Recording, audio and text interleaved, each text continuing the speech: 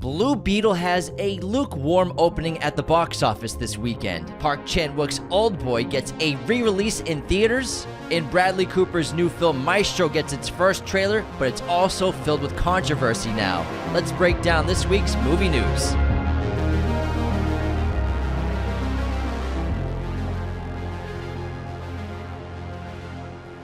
Hello, movie friends. Welcome back to Raiders of the Lost podcast, the ultimate film and TV podcast. We got a boatload of movie news, the episode where we go through all of the industry news so you don't have to. We got some new trailer releases, a bunch of new films at the box office, including 2 old re-releases of classic films. Well, are they even classics if they're from the 2000s? Sure, man. Okay, it's 2023, man. All right, we're old. We're getting old. I mean, Fight Club's a classic. Yeah, that's true. Fight Club is a classic. So these 2 films will be classics for sure. But let's get into the box office. Which was lukewarm for new films because Barbie and Oppenheimer are still chewing up that box office. But first place, Barbie has been dethroned finally. 4 weeks later. The Queen is down? The Queen is down. DC's new film, Blue Beetle, opened to a lukewarm box office, projected to get about $25 million this opening weekend, which is projected to be lower than Shazam 2: Fury of the Gods. So a bit of a disappointment for DC and the DCU going forward. We saw Blue Beetle, had a pretty solid time. Deveney is terrific. He's terrific as Jaime Reyes, but I think overall it's great visual effects. It's solid. It's funny. It's, superhero movie. They're all kind of blending into each other these days, but great elements of Latino culture, Hispanic culture, and family. It's kind of like the Fast and Furious, like family. Family's very important. Less tongue-in-cheek, though. Yes, yeah.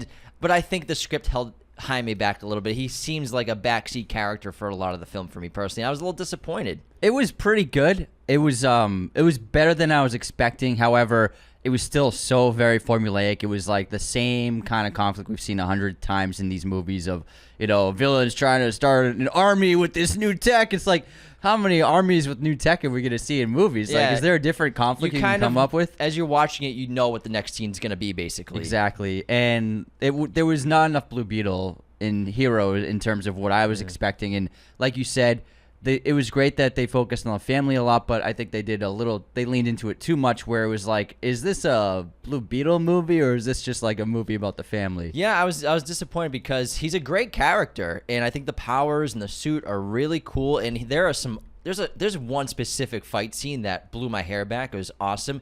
And while it was happening, I'm like, where has this been the whole movie? I'm waiting for it. And it's short-lived when it does happen. Yeah, it is, but it's pretty badass and Cypress Hill in the background. But overall, it's solid. It's the first official DCU movie. Oh, is it? Technically for the new DCU. Mm-hmm. So it's basically, even though, this had 3 regime changes while it was in production. Mm-hmm. So I'm sure that factored into, maybe some different opinions of how they wanted the movie to end up being. Yeah. But this is officially the first DCU film. It's a pretty solid start. I mean, I think that they'll improve on it for the second film if they make a second film. I agree. But Jaime Reyes will be in the future of the DCU. All right, moving on to second place. Barbie still got it. I went to the theater yesterday, and there's a whole group of girls dressed up in pink, and I was like, it's still going strong. Did you bring your hammer for Oldboy? No, I did not. That was your terrible idea of bringing a lethal weapon to a movie theater. No, it's just not death. How is it not a lethal weapon? I mean, it's just a hammer. It's just a hammer in a movie theater from some white guy by himself. Sounds like a recipe for 33-year-old white male. Sounds like a recipe for disaster to me. Big glasses and a hammer. Quietly sitting on his own in the front of a theater. In the dark, looking over his shoulder. Clenching the hammer. Picking a target. Barbie made $20 million. Still holding on strong. This is its 5th weekend. Then Oppenheimer in third place also. Well, Barbie is up to $1.2 billion, FYI. Closing in on our bets. Hey, I don't think you said 1.5, baby. We're closing in. It was $1 billion last week. Being 200,000 in a week, motherfucker. 300 million away is not closing in. Hold on. How much was it last week? It was $1 billion. It was $1 billion. It was $1 billion. Now it's 1.2 billion. And we're entering the 5th and 6th week. And it's still going. It's slowing down. You're just getting scared. I'm not scared at all. Scared. You want to double down? I'm not doubling down. See, you're scared. I'm not scared. I'm the one who made the bet. Let's double down. No. But I'm saying, if anyone doesn't know, we made a bet. If it hits 1.5 billion Barbie, I pay Anthony $20, and if it doesn't, he pays me $20. Oh yeah, but he's afraid to double down on that. No, I mean, I'm just saying it's a comfortable bet. I'm comfortable with that. You comfortable? You're just like, it made 200,000 in a week. That's not a lot of money. Globally, 200,000 in a week. 200,000. No, I mean 200 million. I mean 200 million in a week. This last week. That's crazy numbers, man. It's crushing. I'm gonna be eating ramen paid for by James Deveney very soon. Like I said, it's gonna 3 be weeks. It's gonna be It's not like tomorrow they're gonna take it out of theaters. It's gonna be a small ramen because it's LA, Anthony. Nope, it's gonna be a big one. All right, go back to Oppenheimer now. Oppenheimer in third place with 12 million, still holding strong. It also was revealed that Oppenheimer made $17 million just from the 30 IMAX 70mm screens that it was released on. The 70 mil ones. Oh So my there's God. only 30 70mm IMAX screens, and it made $17 million from those screens so far in its run. Now, this proves that, like, whenever movies don't do well, it's like, oh, they didn't really release it to that many theaters. No, it's just that people weren't seeing it. This is proof that, like, if people want to see the movie, they will go to it, even if it's a minimum number of theaters. So 30 screens, $17 million. That shows that, like, if people want to see a movie, they'll see it no matter how few screens it's in. I would love to see, once the box office run is over for Oppenheimer, what IMAX theaters in general, plus, so not just I can the tell 30. you. Oh, they've 20% of its box office is from IMAX. Oh my God, I want to So- know what. And then they make probably maybe a good cut of that ticket price. Yeah, it's probably about the same as theaters, Yeah. Regular theater owners. But But then IMAX but, says I mean, then the IMAX inside of an AMC is different than like an IMAX. true, theater. yeah.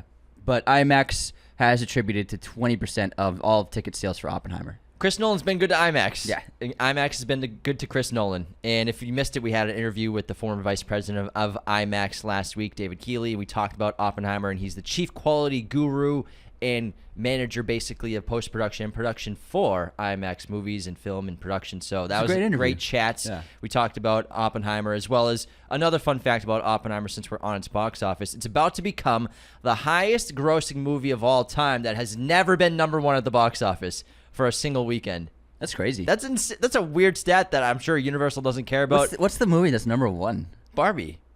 No. Oh, I'm sorry. On that list. I have no idea. I wonder. Maybe whatever was going against Avengers Endgame or like The Dark Knight or something.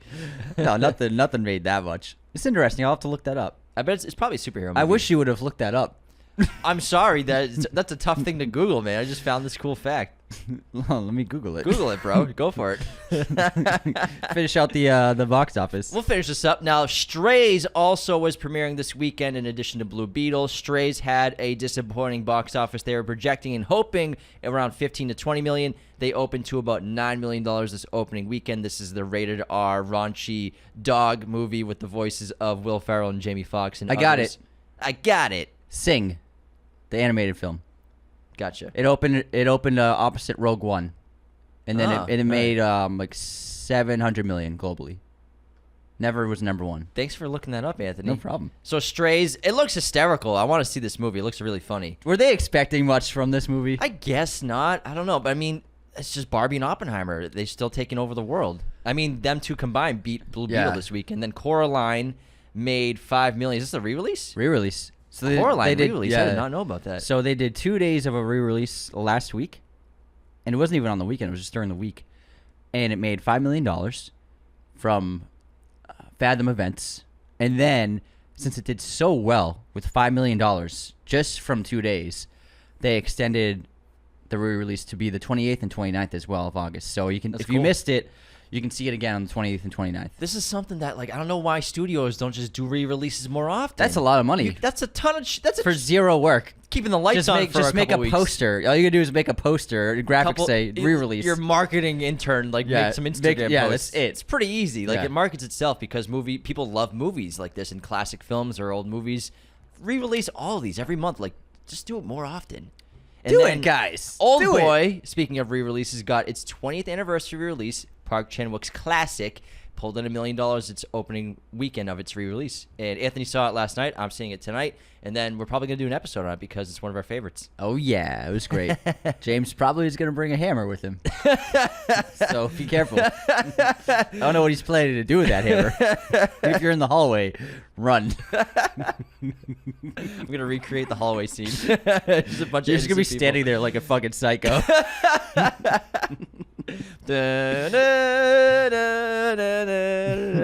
All right, let's move on. Next up, Maestro, the new trailer for the film Maestro, Bradley Cooper's film, was released and it looks really fantastic. This film, written, directed, and starring Bradley Cooper, co-starring Carey Mulligan as Leonard Bernstein and his wife, and their long-standing relationship and ups and downs as a couple.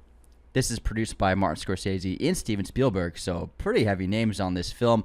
It looks fantastic. It really does. It looks beautiful. It looks like he's bouncing around between colors with black and white film and color film, and it's going to be an epic biopic about the famous composer's life. However, there is some controversy involved with anything with this trailer because people got to get riled up. So he went through some pretty solid prosthetics on his face to look like Leonard Bernstein. He looks just like him. Yes. It looks really incredible. Like, great work. Especially the old one. And one of the pieces of prosthetics involve a prosthetic nose to look more like the character and the person, Leonard Bernstein, who is a real human being who lived in. Apparently, a lot of people are upset about this. I don't know about a lot of people. I think some people. A couple people on Twitter. Vocalized on X, online. I mean. Yeah. And so controversy is now surrounding this trailer and Bradley Cooper's decision as the director to do prosthetic work to look more like Leonard Bernstein. However, Leonard Bernstein's children, his family, have all come out defending Bradley Cooper for the prosthetic nose, for the prosthetic makeup to look more like Leonard Bernstein. I mean, people just need to find better things to do with their time than get upset over a fucking movie trailer. People have worn prosthetic noses to play other characters all the time. I mean, the most famous example I can think of is Nicole Kidman played Virginia Woolf in The Hours, and she wore a huge fake nose to better look like the character and transform into the role, and nobody complained about that. I mean, it's just silly, in the family having to come to his defense. I mean, Bradley Cooper has been a massive admirer of the composer since he was a kid, and this is a dream project for him, and from what the family statement said, he put so much care and love and respect into the portrayal and the writing and the directing of the film. And the family couldn't be happier with their collaboration with Bradley and with the eventual film. And I mean, if the family's saying that, then why is there a problem? He's making a movie about him. Yeah. Because he adores him so much, and people are attacking him for it. Here's the my greatest question. thing you could do to a human being is make a movie for them. Here's my question. Are the people who are upset online, do they even know who Leonard Bernstein was until 5 minutes ago? No way. And then you'll see a lot of articles. I was running through some of them today, and a lot of them are picking photos of Leonard Bernstein from angles that look like his nose is smaller less prominent. than it is. Yeah. And then you see other photos of Leonard Bernstein next to Bradley Cooper, and they look exactly alike. I know what with the you're talking prosthetic nose. about. It's like this black and white photo of From Bernstein. far away at an and angle. His nose doesn't look quite as large, whereas every other photo of him you can see is a very prominent nose. And then they put it next to Bradley with the prosthetic nose. And they picked the angle of Bradley where it's angled in a way where it looks its largest. Yeah. It's just crazy. Yeah. It's just such clickbait. It's such riling everything up. Yeah. And it's so negative. But then you look at a good photo of them side by side with the prosthetic nose with Leonard Bernstein, looks just like him. Yeah. It's incredible what they do with prosthetic work. And I mean, he's making a movie about him. What more respect can you show to somebody? It's unbelievable. I'm just tired of this stuff happening, man. I'm just so tired of it. What do they Fucking What do they want to internet. resurrect him from the dead to play They're not himself? even going to see the fucking movie. They're not. They don't even know who he is. They didn't know who he was 5 minutes ago. I had no idea who this man was. And now they're, oh, how dare he wear a fake nose to play this person? What's his name? Leonard Bernstein. How dare you? Who's Leonard Bernstein? He was a brilliant man. What did he do? He was a composer of what? Music. Conductor? Wait, what does a conductor do? A train conductor? But no, this is a lifelong, a passion for Bradley, because when he was a kid, we talked about this in our Stars Born episode that drops tomorrow. He got a baton for Christmas, which is what he wanted when he was a young boy, because he was obsessed with conductors, obsessed with Leonard Bernstein. He wanted to be a composer and conductor when he grew up, and so this is just a huge passion for him. And the movie looks terrific. I mean, This guy, obviously, when we talk about our episode tomorrow, we loved A Star Is Born. James is ready for this episode. James has tweeted about A Star Is Born Twice! 15 times this week. Count them. 15 Twice. Not twice. Twice. Hold on. 2 times. Hold Count on. them. 2. It was not twice. 2. It was 5 times. But it's a really well-directed movie. But this movie, as soon as I saw the trailer, he's got it. He is a director, man. He's got the voice. He understands the language of film. Got it. Go ahead, count him, Anthony. He's counting the tweets. You probably deleted some of them. I did not. I never delete tweets. You delete tweets all the time. Yeah, if they get no traction. 1, 2 total. Hold on. I know. No, keep talking. I don't want to. All right. There's a lot to scroll through. Next up on our news, as Anthony gets proven wrong on our Twitter feed, The Boy and the Heron, which is now the title that we have learned of Hayao Miyazaki's final film with Studio Ghibli. At first, no one knew what the title was going to be, and there was going to be apparently no press and no trailers, but we've gotten the title, and we also got 14 images from the movie. It's unknown whether we'll get a trailer or not. 16 tweets. Shut up. It was 3. It was 3 in a week. 3 in a week. 3 in a week. That's a lot. I'm for 1 prepping week. for the movie, I know. the episode. I always do this. I tweet about movies that we're about to make an episode about. I know, but it's called marketing, Anthony. See, you you should try it sometime instead of just posting photos of movies from 1918 that no one wants to see or knows about. I'm just trying to teach people about. Nobody gives a shit, I'm man. trying to market the show. Nobody cares about. Stop classic tweeting about the film. red shoes. No one's gonna watch it. I made a TikTok about the red shoes.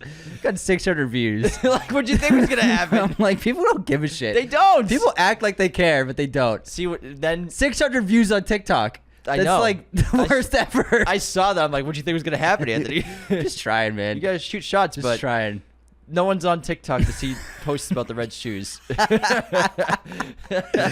Oh my god. Anyways, so we finally got some images from Hayao's final film with Ghibli, which looks pretty terrific. Yeah, looks The great. Boy and the Heron. Their Fathom Events is also doing Ghibli Week. Oh, in cool. 3 weeks.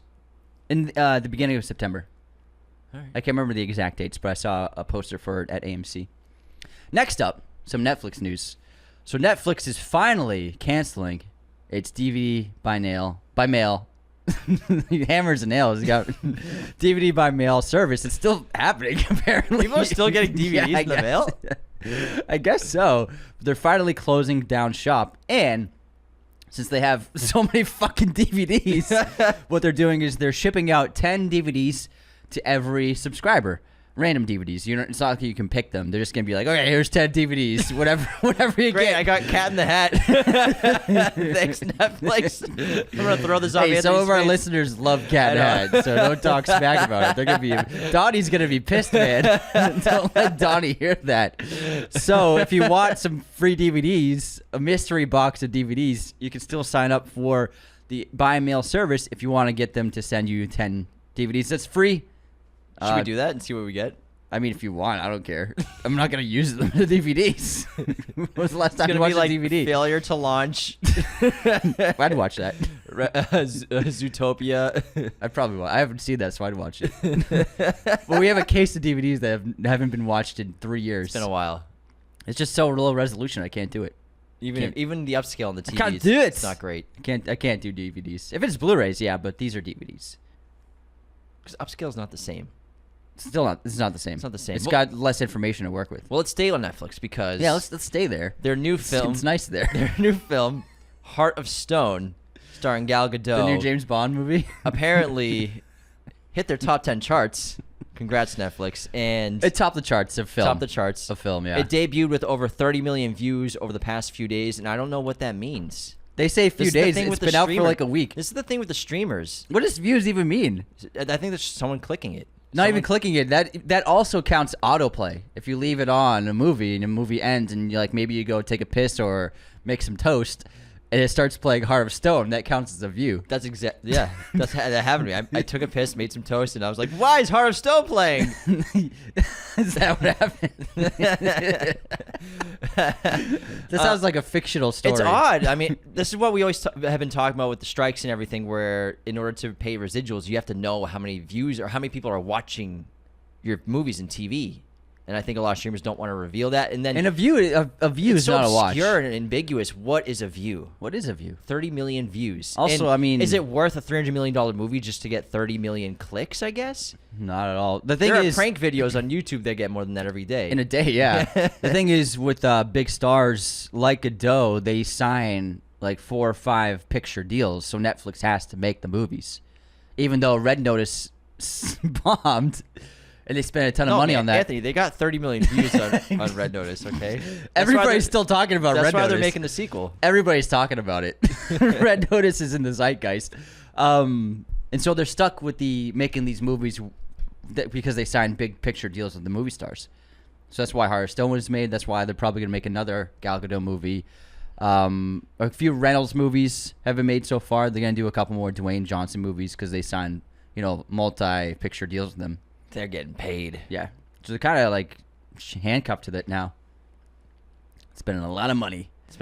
I don't see anyone talking about it online though. How many? I want to see how many ratings it has on IMDb to see how many. That's a good gauge to see. It's a good metric to see how popular people are watching. Really is. Maybe 1 out of 100 people will leave a review. Heart of Stone on IMDb, 25,000 ratings. So definitely not 30 million. Doesn't sound like 30 million people watched that movie. Because if 30 million paid for a movie ticket, if 30 million people paid for a movie ticket, you're looking at a box office of 350 million. I mean, obviously not everyone reviews movies or leaves IMDb ratings, but a good amount. Yeah. Let's see, like Barbie has. Let's see how many IMDb ratings Barbie has. It has 240,000. Yeah, but it's been out for a month. So that's 10 times as many. 10 times. 10 times as many. 10 times. It's been out for a month. Let's move on to A League of Their Own got canceled at Amazon. It was going to go into a second season.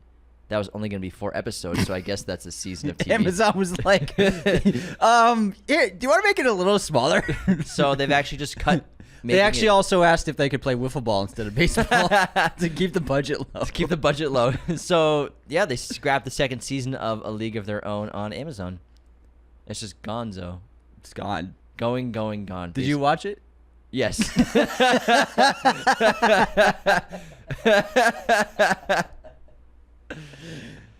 I totally did, Anthony.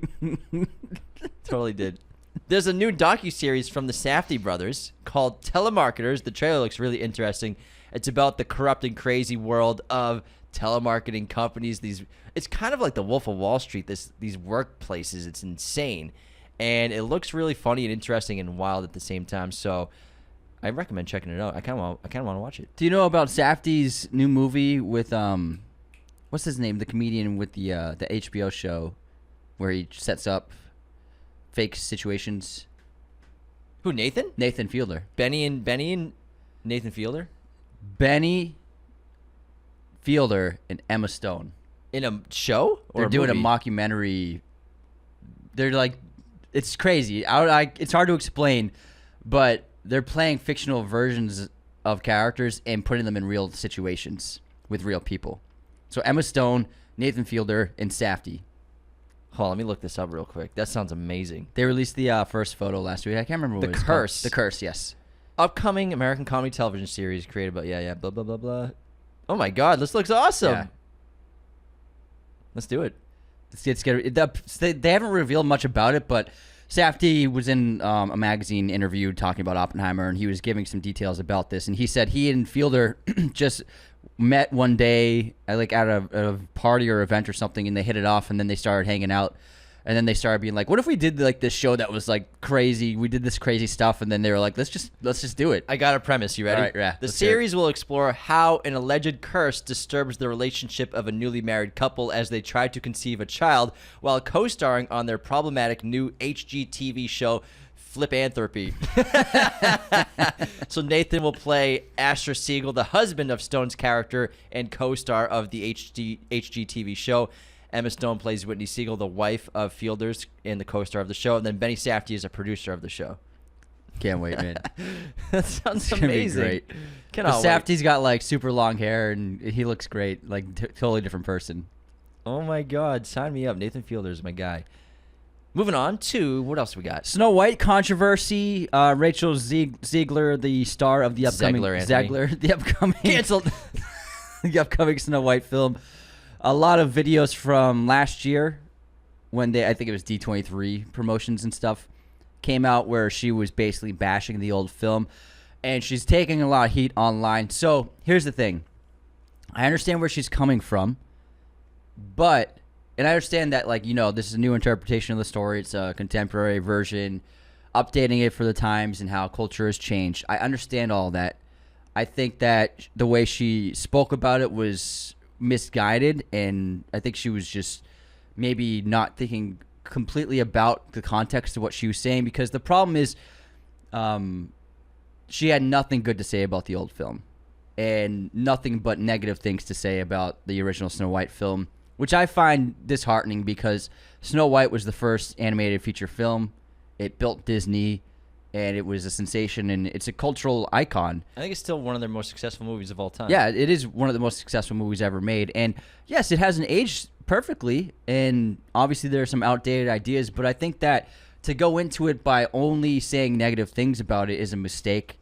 I mean, I just think it's weird so far in the press for the film, nobody has said anything positive about the original movie. And I just find that so odd, and I don't understand. Like, you can say, why can't you just say, we're doing Snow White is an iconic film, we're doing a new interpretation of it. That should be the marketing, instead of, the old movie sucks, it's horrible, look how horrible it was back then, it's so outdated, there's one way to do it, and I think that they're going about it the wrong way. True. But I understand where she's coming from. I just think she's been wording it improperly. Yeah, maybe we haven't seen everything that's been said. Maybe it's just specific sound bites that are getting all the attention as well. But also, I mean, I agree. You can pay homage to the classic at the same time as saying, like, we're updating it. You know? It doesn't have to. It's a lot of the live action remakes are going through that, where they're just trashing on the old one. Yeah. But I think when people just say that one thing about it, like, oh, it's about a guy saving a girl, there's so much more to Snow White than being saved by a prince and saved by the guy. There's a lot more to that movie. Mm-hmm. That's really just the end of the movie, basically. But there's so much more to Snow White than just being saved by a man. The character's great, and she changes the seven dwarves and teaches them all sorts of new incredible qualities for each one of them, and how to become fully fledged like human beings with heart, with getting in touch with nature and human connection. It's just odd when you have the live action remakes and you think the studio will want to market it as best as possible, versus turning people away from wanting to see it. Mm-hmm. I feel like the best way to market your movie, if you're doing a live action remake, is talk glowingly about the old one, as well as what you're going to do that's different and positive about the new one, rather than the old one's so outdated. Like, sure, it's outdated, but it's a classic. Yeah, everyone's seen it.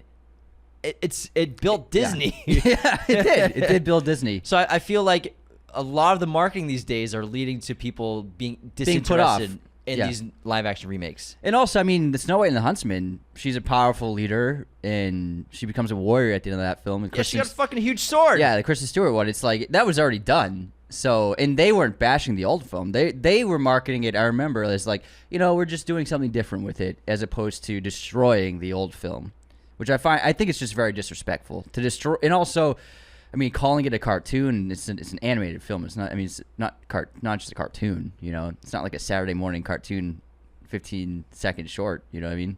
What are you gonna do? I just find it odd, the approach to it. So I think after all this online controversy, they're gonna change the direction of how they speak about the film. We'll see. I think people are very disinterested in the live action remake. I don't know. I agree, man. I mean, the Little Mermaid barely. It just about broke even. Yeah, barely broke even, yeah. It had to make it. It made just about enough to break even, but you're not making a $300 million movie to break even. Did it? Oh, let me double check the box office. I don't know if it hit 600 mil. It needed to hit about $700 million to become break even and become profitable, because the budget on that 567. So it might have broken even. Might have. No, so barely. It almost got there. It probably will with VOD sales and rentals. Yeah, it cost $250. Pre-marketing, so it probably had a $350 million total budget, because it was a big marketing storm. I mean, they had Super Bowl trailers, so the film needed to make probably closer to $700 million. It's not like a super. I mean, $560 million. That's pretty big money. That's like regardless. Fast X barely became profitable. They made like $50 million off. No, they made 90. Okay, they made 90. Yeah, it became. Okay. Dude, Fast X made $700 million on the international market. But that's crazy. That's how much money it has to make to become profitable. Yeah, that movie cost $300 million. So that kind of justifies making a $350 million movie to make $90 million. Yeah, I mean, if you make it. They want to make more than $95 million. Yeah, they want to make $500 million in profit. But it's still $90 million. But you had to invest a lot. It's a lot of risk. It's a big risk. It's a lot of risk. Anyways, let's move on. So Paul Mescal and Saoirse Ronan are in a new film together called Foe, and it's a science fiction. Would you like me to explain it? Clearly, you want to. Well, you can No, explain it. no, Anthony. Anthony. No, explain it. No, we would like you to explain it, Anthony. No, Please. I want you to. I want you to. I want you to I know explain it's your girl. I know it's Saoirse. No, I mean, do you know the storyline? I know. I wrote it. I know everything about it. Clearly. So Foe is about near a not too distant dystopian future where Earth is becoming uninhabitable for people, and so this couple gets asked by a stranger to join a new colony in space, and it causes conflict. That's all we know so far, so we don't really know the rest of the story, but it's about this couple being approached to join a space colony to escape the dystopian Earth. Would you escape? Depends on how bad the Earth is, man. I mean, I'd probably do it, yeah. Yeah, probably. Yeah, probably. Probably. It's like Elysium, kind of. Sort of.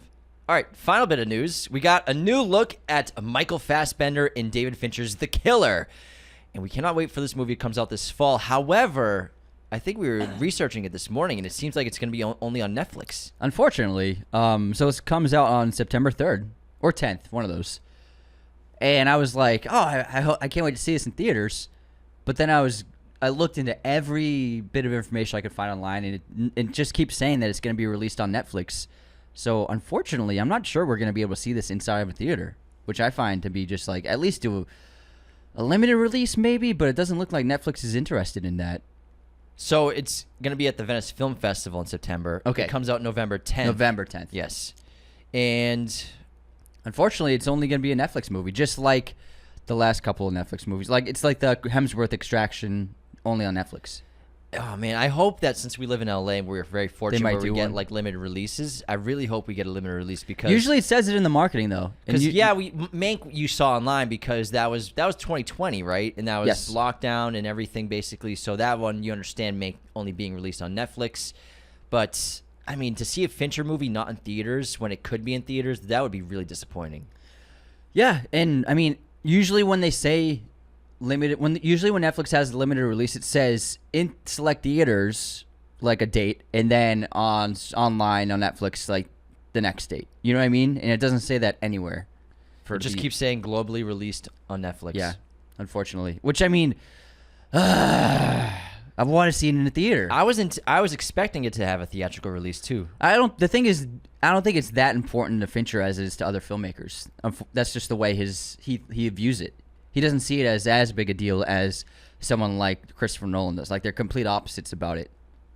I guess because of the complete creative freedom he has probably with Netflix Yeah, and I just think that in the budget. for him, I don't think the theatrical experience is as important to him as a filmmaker as it is to someone like Tarantino or Nolan. Yeah, he's just a different kind of filmmaker, like how quickly he adopted Digital filmmaking, yeah. photography and Yeah. filmmaking. It's too bad. I mean, I hope we get something. I would love to see it in theaters. I really would. Yeah, me too. But I mean, when you think about it, I've seen most of Fincher's movies from home anyways. That's true, but I mean, how awesome was Gone Girl? How awesome was Social Network. You know? Those were great experiences. But I mean, yeah, at the end of the day, when you watch older movies, you're not watching them in theaters. Hey, he's absolutely right. I mean, the first time I saw Fight Club was on fucking DVD. DVD. Probably, yeah. Probably. Blockbuster rental. I was talking to Mom about it. Blockbuster? Blockbuster, but about how the boys, our older brothers, would be like, have us down in the basement to watch, in the living room down there to watch movies, and it'd be like late at night, and be like, yeah, we're gonna watch like Toy Story 2, Mom, don't worry about it. She's like, okay. Would they say that? Yeah, they would say. She No said they way. would lie about what we were We watching. never watched Toy Story. And then we would watch something rated R every time. That's so funny. Yeah, we never watch kids movies. We'd with be them. like 6 years old, like, yeah, we're gonna take the twins downstairs to watch They'd a movie. put on Pulp Fiction. Yeah. And we were talking about how I think we love cinema so much, and because we were exposed to such mature movies when we were very young, like a lot. They would put on like Leprechaun. Well, I mean, yeah, Leprechaun, but also just No, bangers. like horror movies. War and movies yeah. that we shouldn't have been watching. Yeah. Oh I yeah, mean, definitely. 3 Rooms. I remember watching 3 Rooms as a kid. 3 Rooms. It's the anthology film with Tim Roth as the bellhop. Oh, you mean 4 Rooms? 4 Rooms. Sorry, 4 Rooms. You threw me off with the wrong number, Anthony. Sorry, man. Yeah. Hey, he's absolutely Clearly, when you're right, you're right. I am right. I remember watching 4 Rooms. I'm glad. So do I. What year did that come out? I don't know. You remember so well. Got him. 98? 95. 95. Wow, yeah. Oh my god, that's an old movie. Holy crap. Yeah, it's the first collaboration Tarantino and Rodriguez had together. That's very cool. The year after Pulp Fiction. Who else directed that? It was co-directed by Tarantino as well as Robert Rodriguez, Allison Anders, and Alexandre Rockwell. Yeah, I don't know the other two. Yeah, but they each directed a different bit of it, a different like short, like different guests in the hotel that he dealt with. Bruce Willis is one of them. Remember? Yeah, he was like crazy and like waving a gun around and some shit. He did the one with the, I don't want to spoil it, the finger, right? Yes. Yeah. And yeah. That's a cool movie. It was fun. I like anthology movies. We got you know that Departed clip I posted, the meme of Wahlberg when he shoots Matt Damon, and I wrote when I found the guy who was talking to the movie. Okay, yeah. So it's the video of when Sullivan walks into his apartment. He sees Sergeant Dignan there. Yeah, he's like, all right, and, all right. And I put that. It's a great meme, and it's going viral on Instagram. But some people were like mad that I spoiled it. And I was like, there was like some guy was like, I can't believe that you spoiled this movie for so many people on here, and it got like 500 likes, that comment. And I replied, when is it okay for us to talk about this movie? In 40 years? In 50 years? When would you like us to talk about The Departed? And then I wrote, if people were gonna watch it, they would have watched it. They're not gonna watch The Departed. Also, don't watch the fucking clip. It's a long ass clip. It's a minute long. You don't have to watch it. Don't continue watching. There's no spoilers at all until the last 2 seconds of the clip. If I'm on social media and I see a clip from a movie I haven't seen, and I'm not gonna finish watching it. Yeah, if I want to see that movie, if I know what it is. But at the end of the day, the people who are complaining, they're not gonna watch. They were never gonna watch The Departed.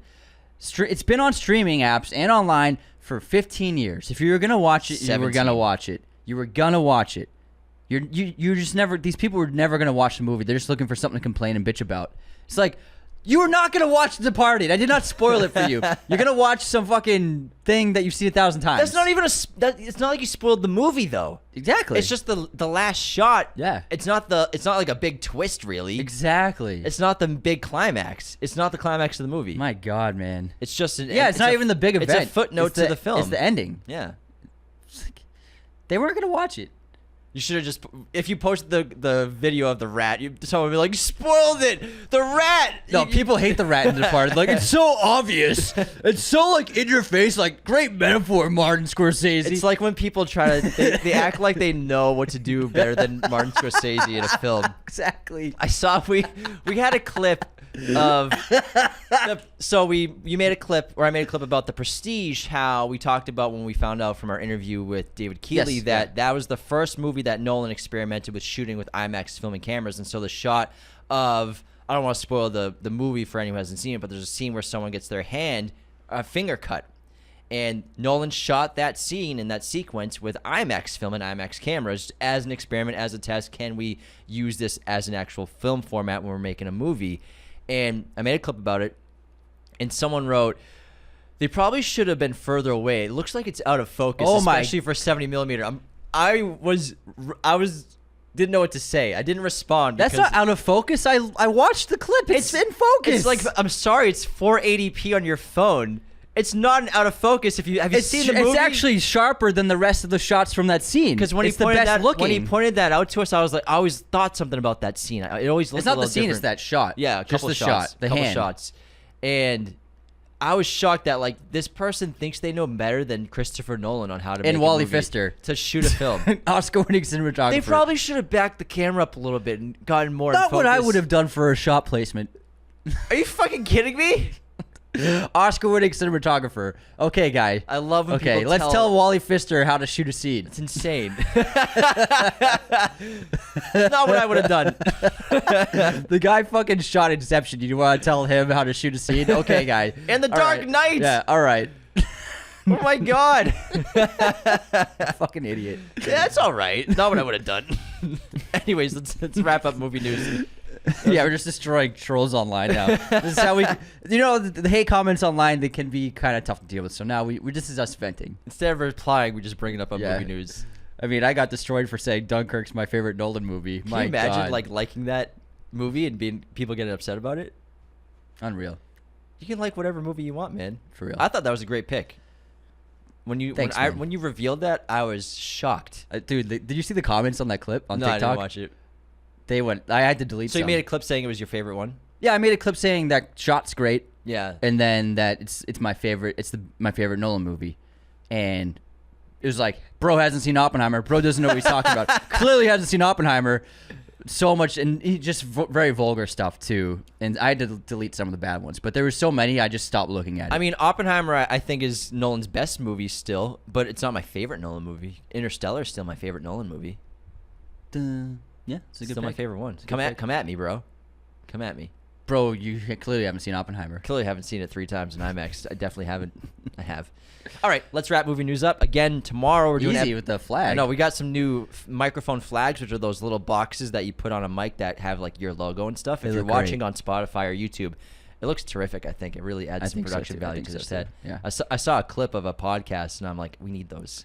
I think it looks amazing. Thanks, bro. Honest, great I think pick. it's a good idea. Business James, back at it. Oh, I'm always thinking of ideas, man. Always got the business brain going. So tomorrow we're doing A Star Is Born, so don't miss that episode, as well as James made 16 tweets for it. I didn't realize you hated A Star Is Born so much, Anthony. Wow. I love it. I gave it a 4.5 out of 5. He hates it. And then on Thursday we're doing an episode on Something food good. movies. Yeah, food. Okay, Food Great movies. episode.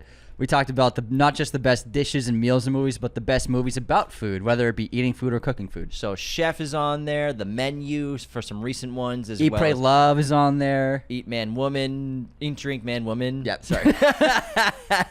James' favorite movie. Chocolates. Chocolates in it, yeah.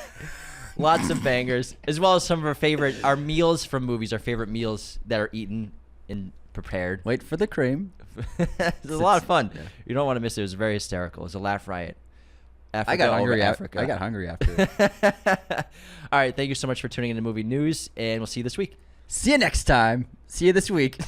Sorry, I kind of See you soon. I ruined Anthony's sign off. Thanks, man. You just can't help it. That's the way the cookie crumbles. Stay classy, everybody. Listeners, Raiders fans.